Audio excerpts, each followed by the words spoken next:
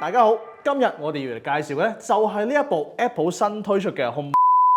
講下笑啫 ，Apple 都冇出 HomePod 新機好耐啦，我哋又點會無啦啦攞翻隻幾年前嘅舊 model 出嚟介紹呢？其實呢一部機咧就係 GTBox 最新推出嘅 Mini PC T1。至於佢同坊間其他 Mini PC 最大嘅分別，就係呢一樣。佢咧除咗喺隻 Mini PC 之外，仲收埋咗個喇叭喺入面，一開機就可以聽歌睇片啦。唔想煩，直接揀佢就得啦。不過，就算佢出到下聲，但係佢嘅規格又能唔能夠應付日常工作，甚至係打到下機咁呢？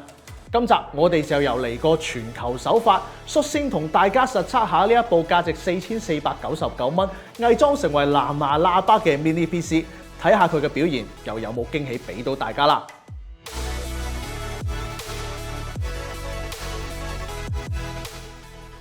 GTBox T1 個樣就似足 HomePod， 入面亦都內置咗兩個5W 輸出嘅喇叭，但係始終受限於機身空間啊，佢入面就擺唔到獨立嘅 subwoofer， 所以如果你期待會有嗰種揼心口嘅低音感，佢就一定俾唔到你噶啦。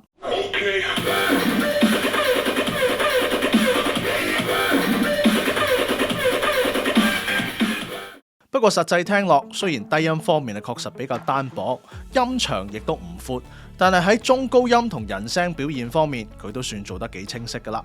而且佢亦都非常夠響，平時用嚟睇下 YouTube、聽下 Podcast， 甚至係 Work from Home 開會都絕對夠做有餘，起碼好過一般電腦模內置嗰啲拆聲嘅喇叭先啦。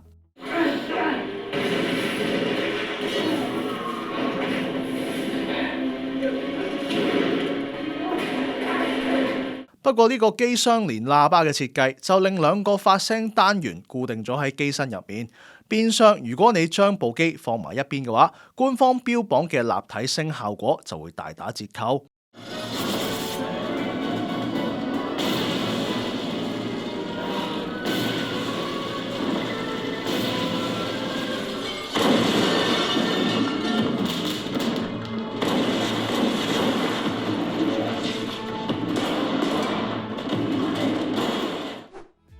如果唔想將呢一個16cm 高嘅機身放喺 mon 前面，都可以考慮下放喺 mon 嘅後面嘅。只不過聲音始終會俾個 mon 阻隔咗，聽感上一定會打咗少少折扣，冇原本咁通透啦。所以要揾個最適合嘅擺位呢，都係用家必須要考慮嘅重點之一嚟㗎。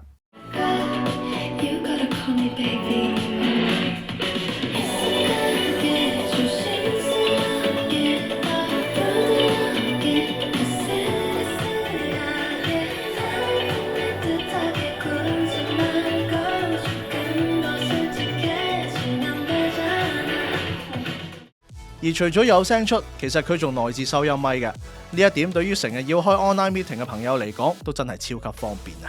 可能你都會擔心個咪同個喇叭擺得咁近，開大聲少少，會唔會好易有 feedback， 又或者係回音呢？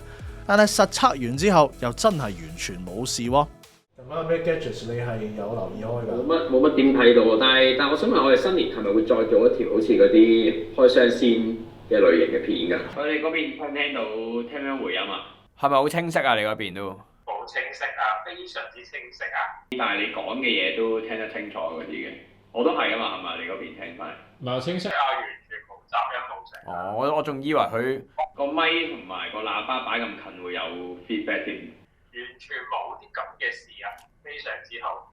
雖然音質就未去到 studio 級數，但用嚟應付啲 con call 應該都勝任有餘嘅。而作為體積有限嘅 Mini PC，擴展性亦都非常重要㗎。呢一方面最抵讚嘅係 GTBox T1 喺 I/O 位幾齊全嘅同時，竟然仲有一個全功能嘅 USB4 Type-C 插口，唔單止具備40 Gbps 嘅傳輸速度，最高仲可以出到 8K 60Hz 嘅畫面，更加支援100W 嘅 PD 供電。即係話，如果你隻 mon 係支援 Type-C 反向供電嘅話，簡單一條線就可以同時搞掂供電同埋畫面輸出啦。不過呢一個亦都係全機唯一一個 Type-C 插口，如果你真係用佢嚟駁 mon 嘅話，機身就唔會再有任何 Type-C 位剩低俾你。雖然仲有4個 USB-A 位叫做補數啦，但係面對住而家越嚟越多轉做 Type-C 嘅裝置，呢一個配套就略嫌唔夠貼心啦。喺出到聲之外，官方仲號稱 GTBox T1 可以喺 1080P 之下順玩 3A 大作。咁其實佢嘅規格同表現又去到咩地步呢？ GTBox T1 就搭載咗 AMD 嘅 Ryzen 7 8745HS 呢一粒8核心16線程，最高時脈可以去到 4.9 GHz 嘅 CPU， 配合埋 Radeon 780M 內顯，遊戲表現應該都會有一定水平㗎。想用盡部機嘅所有效能，測試之前我哋已經喺 BIOS 入面手動開啟咗 Performance Mode， 務求攞到最好嘅遊戲體驗。喺 Performance Mode 底下 ，LOL 同 CS2 呢兩隻電競 game 喺 1080P 最低畫質之下完全冇壓力，平均都有成100幾 FPS 㗎，流暢度足以應付絕大部分嘅玩家需求。不過一轉戰需求大啲嘅 3A 大作，例如係槍 game Delta Force 咁啦，就明顯見到有啲吃力㗎。即使係 1080P 嘅最低畫質，原生 FPS 都淨係得50幾，以一隻講求反應嘅槍 game 嚟講，就只能算係僅僅合格啦。不過好在呢一隻 game 都支援 FSR 功能，只要一開返極致性能模式，平均 FPS 即刻大幅增加到100左右，要做出反應就容易好多啦。而另一隻熱門大作《煙雲16星》，情況亦都大同小異。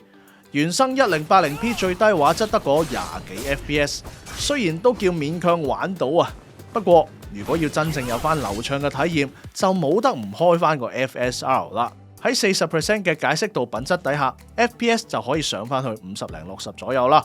而開埋插幀之後，同一場合之下更加可以上到接近100添。不過 FSR 咧都唔係萬能單嚟嘅，佢所帶嚟嘅畫質犧牲亦都相當明顯。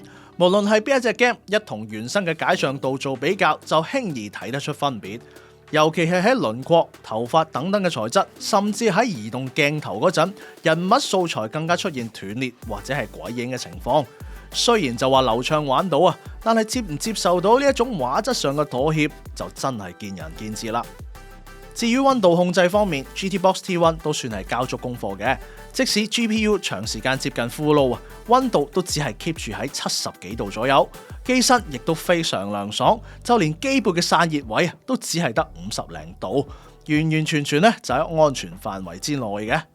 當然啦，散熱好就意味住把風扇要發力啦，隨之而嚟嘅代價就係噪音。現場聽落把風扇聲其實都幾有存在感噶。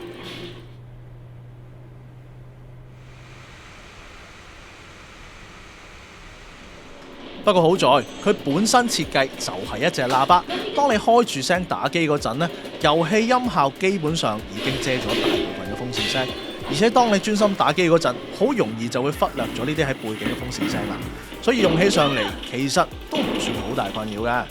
唯一美中不足嘅位就係佢為咗遷就呢一個咁獨特嘅一體化設計 ，GTBox T1 就唔可以好似主流嘅 Mini PC 咁，隨時拆開嚟升級 RAM 同埋 SSD。